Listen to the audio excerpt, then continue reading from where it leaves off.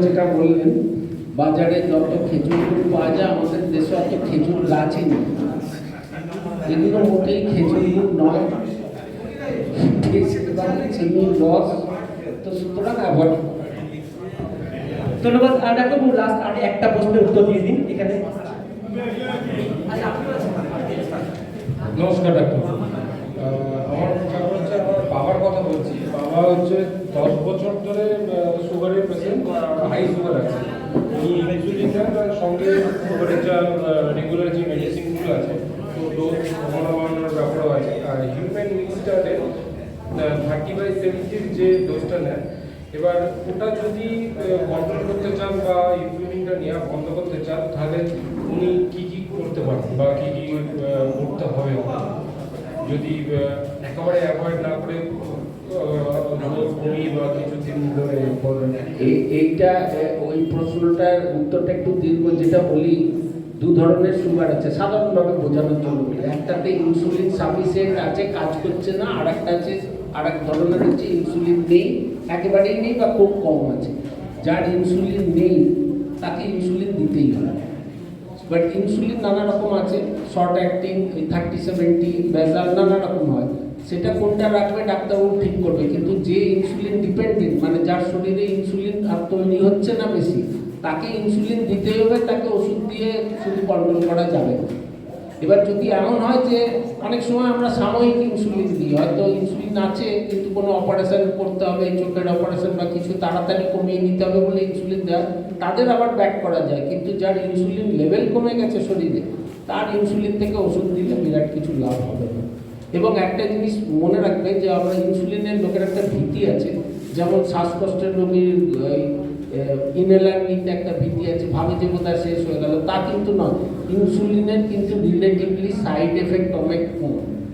দামের জন্য এত বেশি ইউজ হতো না, বা নেওয়ার অসুবিধা। এখন তো পেন সিস্টেম বেরিয়ে গেছে, ফলে নেওয়াটা সুবিধা, বা ফ্রিজে রাখতে হয়, এইসব একটু ব্যাপার আছে। কিন্তু তাছাড়া আদারওয়াইজ কিন্তু ইনসুলিন ওষুধের থেকে বরং বেটার। ইনসুলিন তাড়াতাড়ি শুরু করতে পারলে লোকটা লংজিভিটি বাড়বে। আরেকটা প্রশ্ন আছে, যদি কারো হট করে প্রেশার ফল করে, মানে লো প্রেশার বা হাই প্রেশার হয়ে যায়, তৎক্ষণাৎ নর্মাল প্রেশার আনার জন্য ইমিডিয়েট মানে কি করতে হবে? নর্মাল অবস্থা সেইটা তুমি সবসময় ডাক্তার দেখেই করে। কেন পড়ে গেল ঝুট করে সেটা দেখতে হবে, কী কারণে হলো। ধরো কারোর ডায়রিয়া, মোটামুটি কিছু ইনস্ট্যান্ট কিছু পেশেন্টকে রিকভারি করে দেওয়ার জন্য ডাক্তার দেখানোর আগে প্রেশার কমে গেলে তুমি নুন খাওয়ালে বা ওআরএস খাওয়ালে সেটা পরে কিছুটা করে, তাছাড়া আপনি যে কিছু করতে হবে। সেটা লো থেকে হাই হলো, হাই থেকে নর্মাল, হাই থেকে নর্মাল আনার জন্য ওষুধ খেতে হবে। সেই ওষুধটা নিজে নিজে ঠিক করো না। হাই প্রেশার নর্মাল করার জন্য নন মেডিকেল লোক নিজে নিজে ওষুধ ঠিক করো না, ডাক্তারবাবুর মনে কখনো নিজে ওষুধ দিও না, ঠিক আছে? সেটা সবসময় দেখা যায়। ধন্যবাদ। আর আপনি লাস্ট আর প্লিজ অনুরোধ করছি আমি, ডাক্তারবাবু এবার চলে যাবেন, অনেকক্ষণ ডাক্তারবাবু সময় দিয়েছেন। শেষ প্রশ্ন আসছি আপনার কাছে, আপনি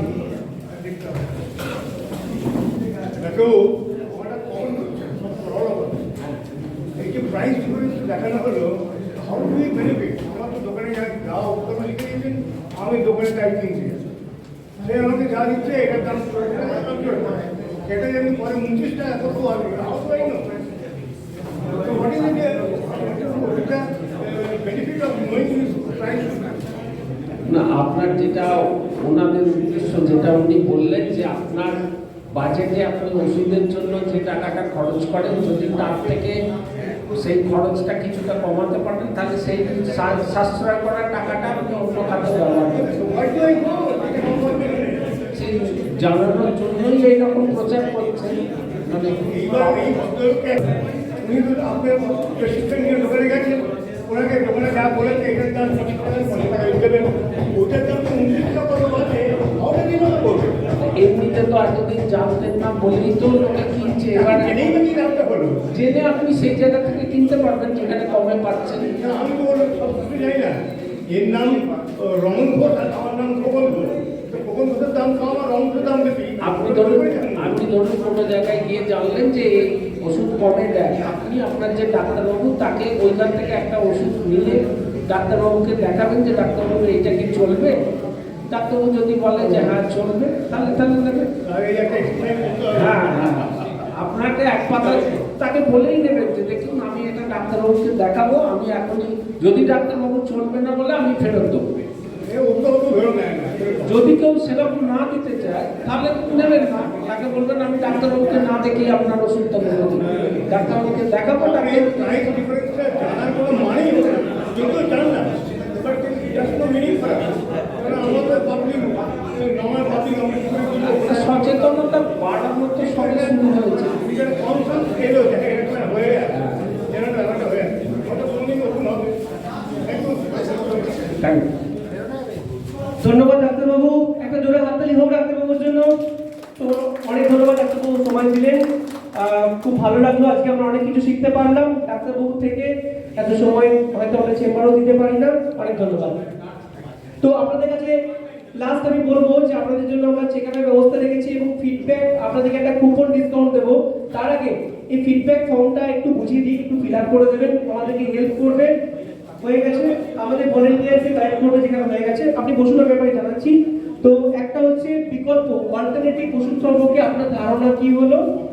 বি নম্বরে আছে আপনি এই ধরনের অল্টারনেটিভ ওষুধ সম্পর্কে কি মনে করেন, এবং আপনি যখন পরের বার ওষুধ কিনবেন তখন কি আপনি আপনার খরচের সাশ্রয়ের বিকল্প ওষুধগুলো পরীক্ষা করবেন।